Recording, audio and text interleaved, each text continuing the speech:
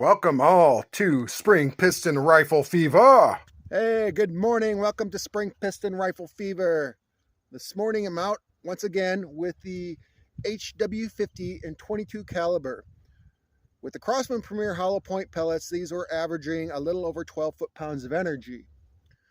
Right now I have a target set out at 25 yards. Today, the camera will not be facing me because I want to show the penetration power of this HW50. Also, I want to talk to you about foot-pounds of energy, and that's why I'm going to be shooting this wooden board out here with pasties on. Hopefully the pasties stay on during the shots. I read up on that energy on FPE. Somebody had made a comment in my I think it was an open site video. Yeah, that's the only one that's been out about this yet. I got another one I got to do with the Crosman Premier hollow point pellets. I need to be edited because that's all I had been shooting, and they've been shooting really well out of this. But I found some other pellet, or maybe a couple other pellets that might shoot even better.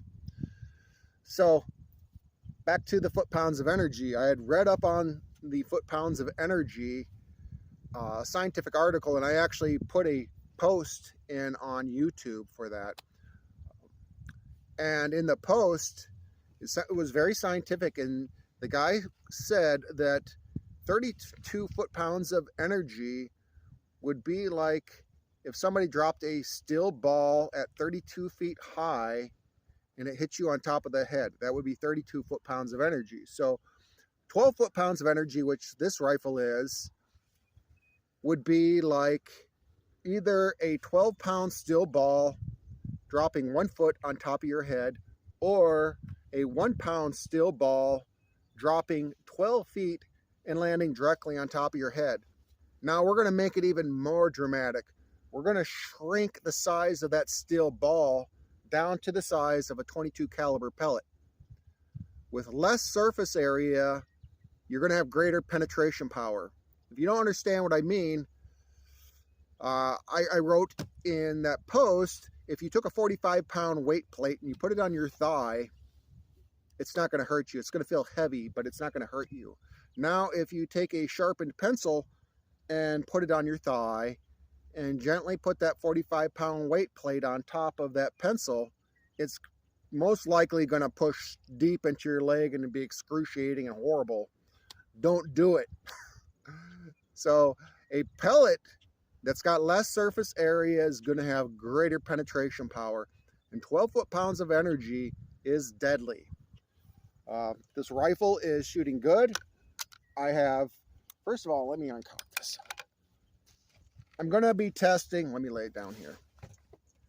I'm going to be testing some pellets. I got six pasties out there. So we're going to start with, on the left to my right, we're going to start out with the H&N Field Target Trophies, 5.54.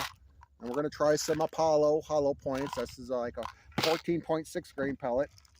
Then we're going to try the Apollo Arrow, which is a 16 grain pellet. And then we're going to try the Hudson Strike Vortec, which is 17.75 grains. It's going to be a lot of shooting. And then we're going to try the Air Arms 16 grain pellet. And then we're going to try, which turned out to be an extremely good pellet last time I shot this, the Apollo pointed pellet, and it's 18 grains. So I'm going to take the camera down range, and no need for me to shoot here to show you what the rifle sounds like or whatnot. I'm going to take you down range. I'm going to show you where we're at, and I'm going to have the camera facing down there because I'm not going to be shooting through paper. I'm not going to make it up. I'm not going to pull your leg that I'm shooting at 25 yards. I'm shooting at 25 yards out here in the middle of nowhere, South Dakota.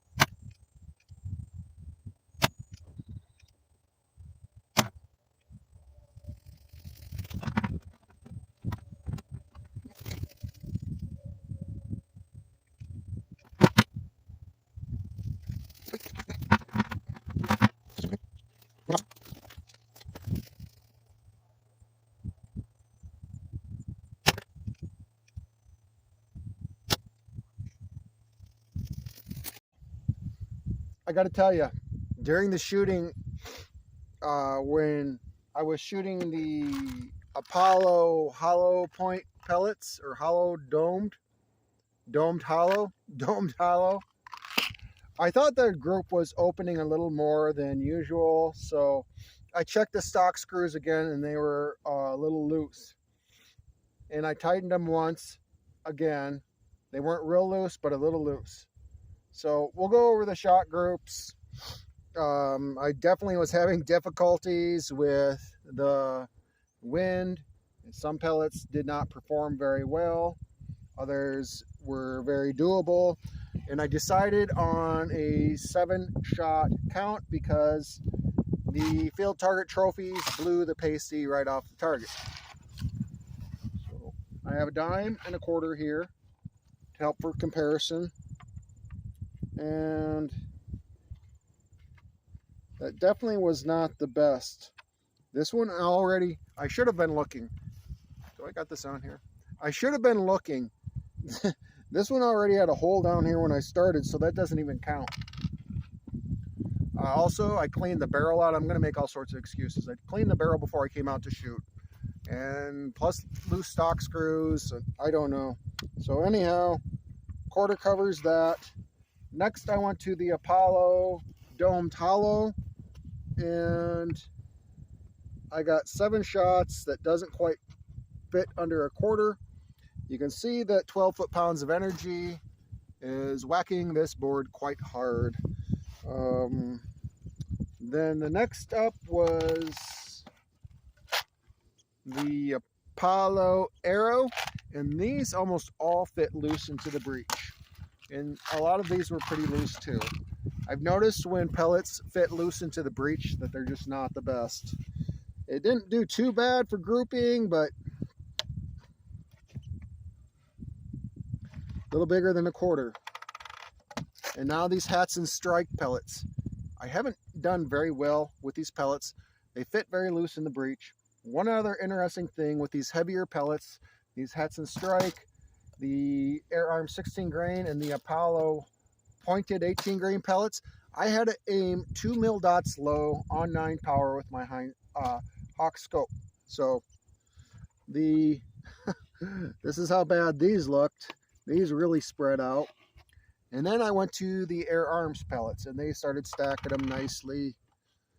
The majority of the group right there, 6 of them under a dime, and 1 flyer out here. I didn't season the barrel between shots, and that might be the reason, because of the flyers. Sometimes I will do that, and it will improve the shooting. Believe it or not, I have done better with the arrow pellets than this is currently today. We do have a little breeze here. It's not too bad. It's better than a lot of days. And the dime looks like that. And I push it down a little further. It pretty much covers everything. It's not the best. I do like this rifle. I do think it's worth it. Also, I want to show you the back side of this board for people that think that this 12 foot-pound spring piston rifle is weak. That's the back side. It was doing some serious damage. You can see some pellets went clean through. Yeah, the first one with the H&N field target trophy pellets, I could see they went clean through. Several of them did. In a few different other areas, other pellets went clean through. These heavy Apollos, but I was stacking those really good. Those, there's no more Apollos left in there. They went clean through this board.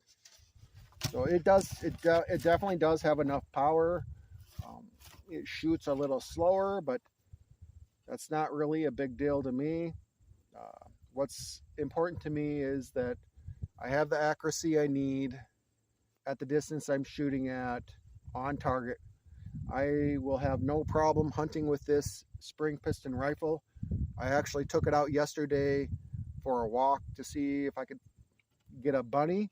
I saw 1 cottontail, but the cottontail was running like lightning. I did not get a chance to get him. So if you like this video, like this content, I'd highly appreciate that if you give me a like. I'd highly appreciate a subscribe if you have not subscribed to my channel. So far, all I do is spring piston rifles, and I think that's all I'm going to do. I'm not really interested in PCPs unless somebody thinks they want to donate one to me for my channel or to review. You know, if you want to do that, I could do a PCP versus one of the springers, and we can do that. Anyhow, I'm having fun with this, and I hope you liked the video. God bless you all. Have a great day.